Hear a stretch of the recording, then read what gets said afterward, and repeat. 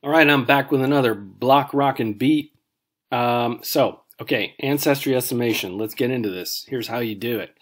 All right, now they're testing nuclear DNA.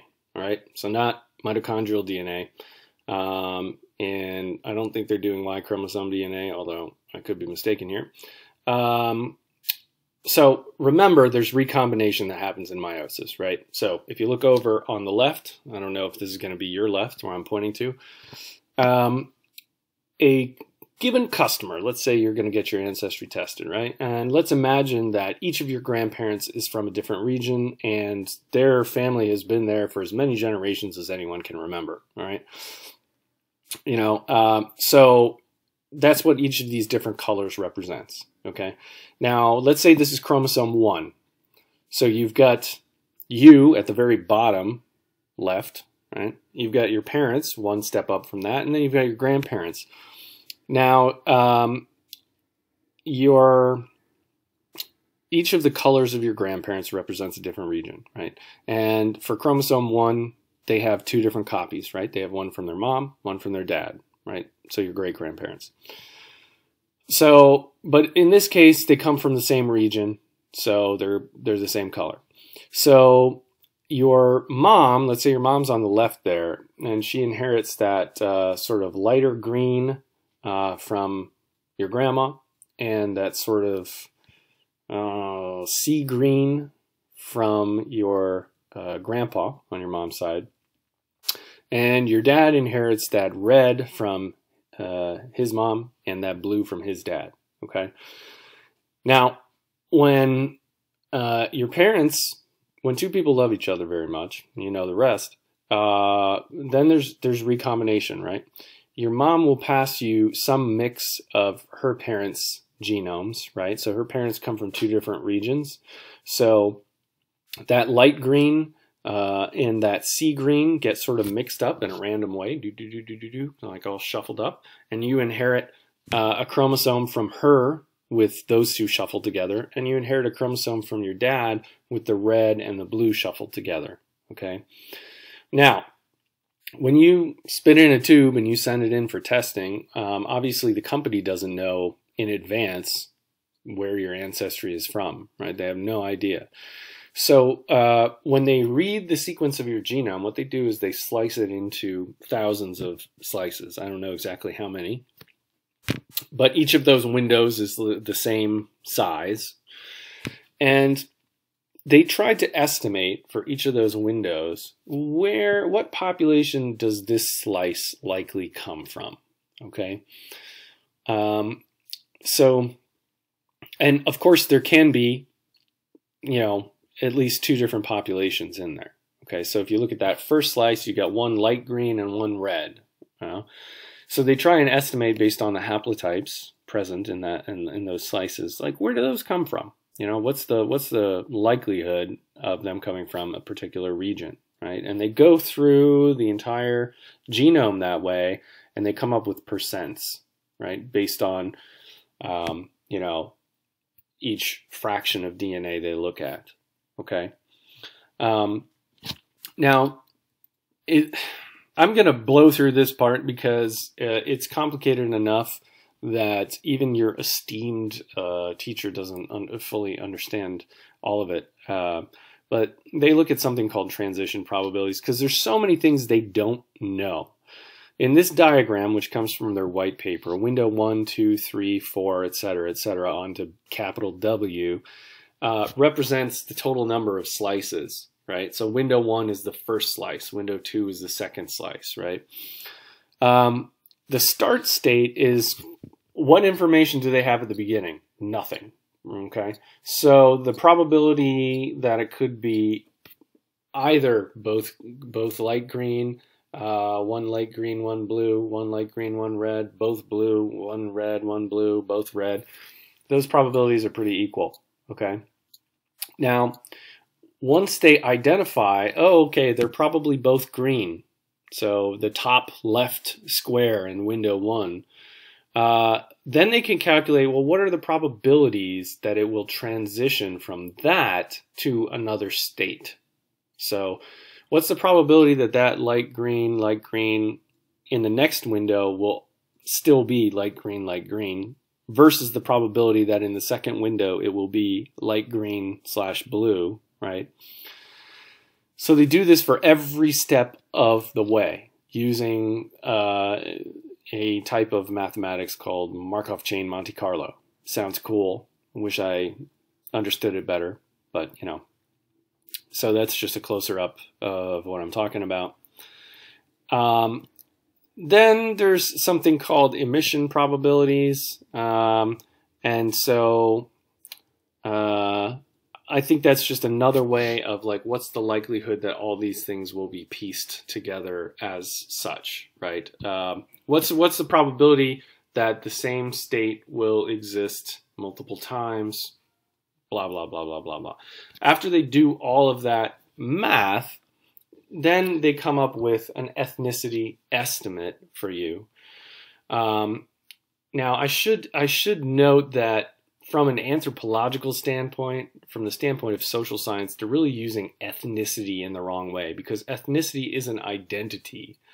Ethnicity has to do with who you believe yourself to be, the values that your community purports to believe in, adopt, represent. It's really more of an ancestry estimate and not an ethnicity estimate, but this isn't a cultural anthropology class. So they break it down into percents, okay? But those are guesses. Those are guesses. Like, you know, based on our math and what we know from our reference sample, you know, you may be, well, 30% give or take, you know, Indonesian, okay? But the window of probability could be from 5% to 50%, but we think the most likely value is somewhere around 30% of your ancestry, your recent ancestry, seems to come from people who recently have, you know, lived in Indonesia. You look genetically, 30%, you know, 30% of your genome looks similar to those living in Indonesia today. So anyway, they do this 1,000 times to see kind of what the range of variation is, right?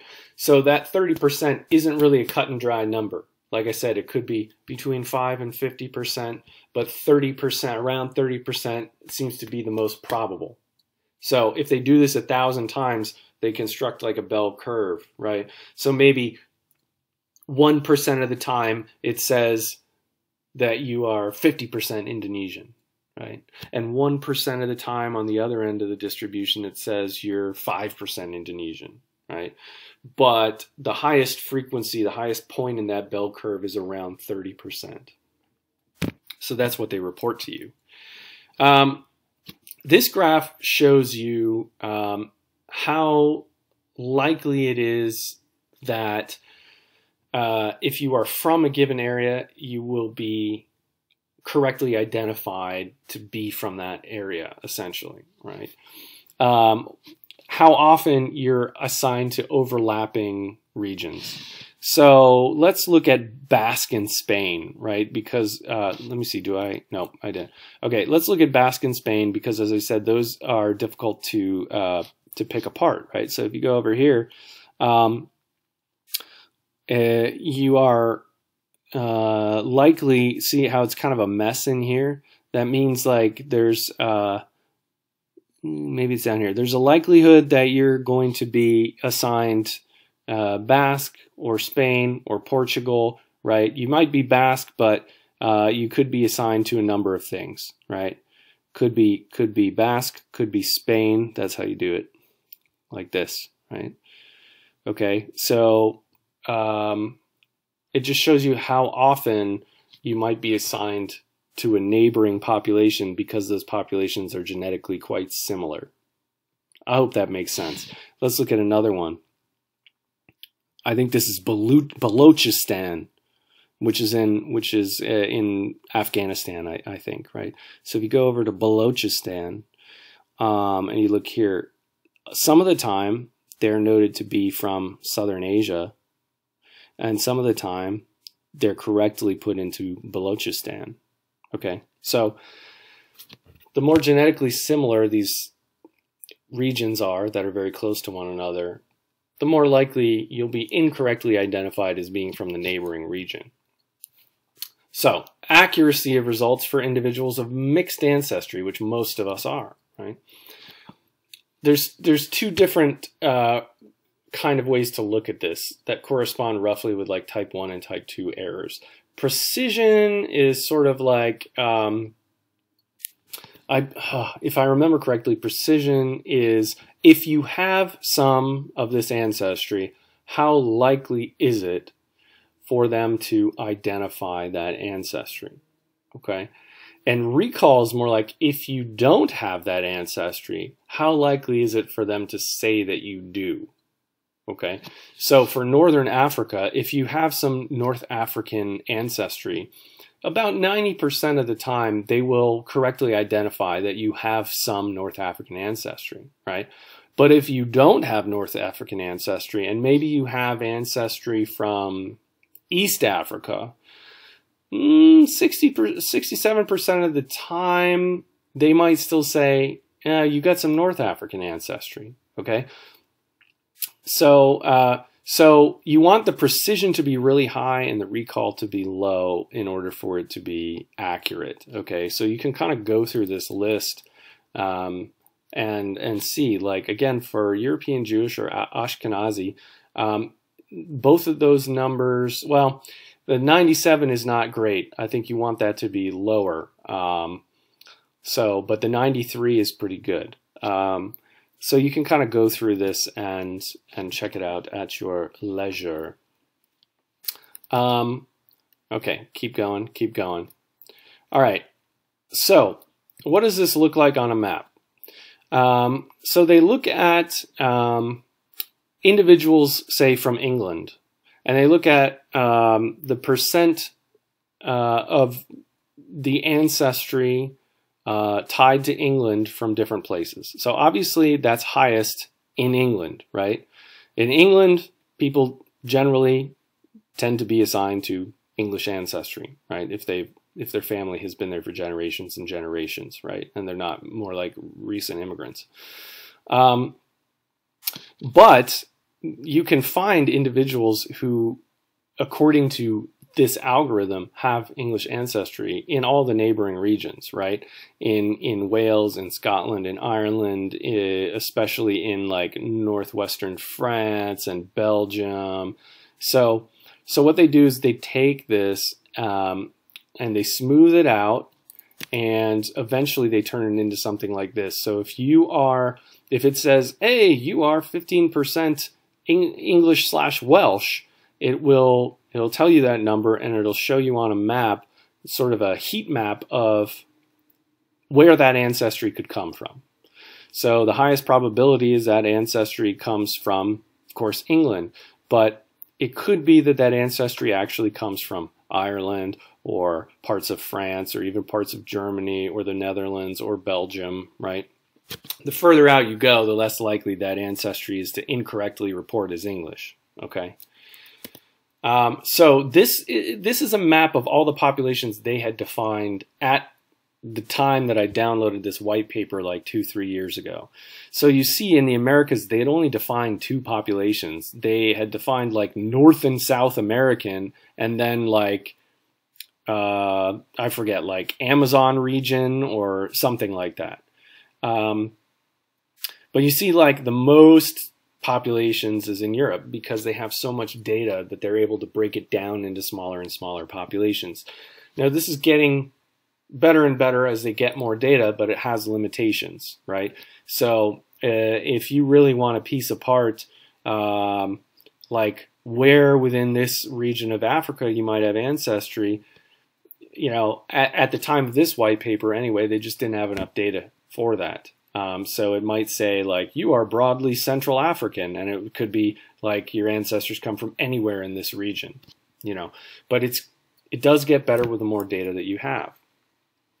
So I'll share with you my results. But before I do, I should tell you that, you know, my family is fairly recent immigrants to this country, right? So we thought we knew fairly well where everybody came from. Like my grandmother on my dad's side was from Ireland. My grandpa on my dad's side was French Canadian.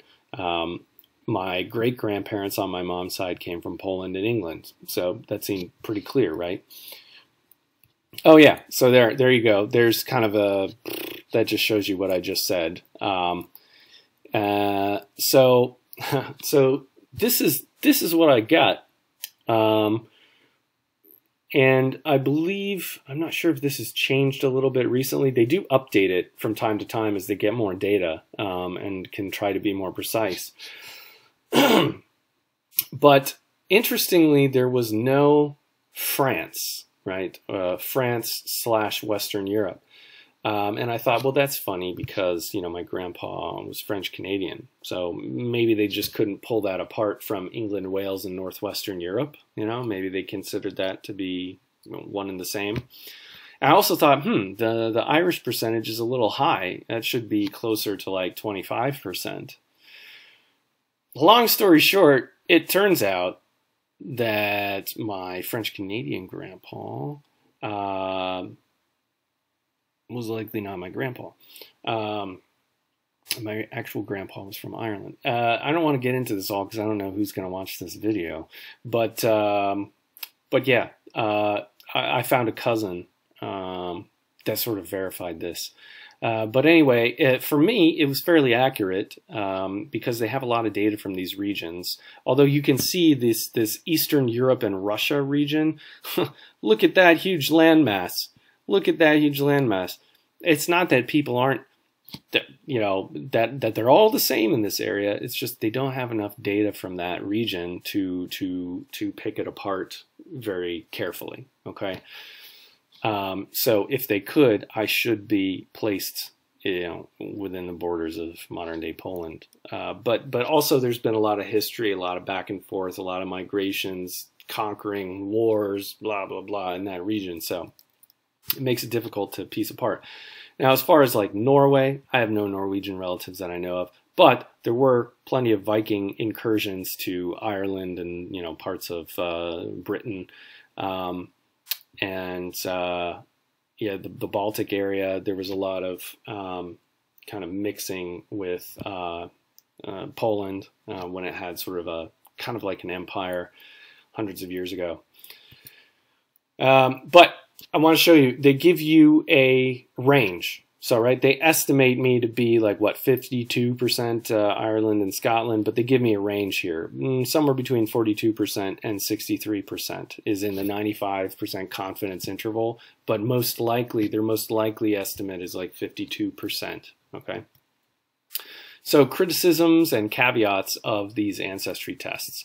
First of all, like I said, the ability to identify correctly where your fairly recent ancestors have come from really depends on the number of samples they have in their reference population. They just need a lot of data to pull it apart, okay? This is something I hadn't mentioned before, but it's really only determining ancestry for a particular slice of time, right? Recall that all of humanity began in Africa.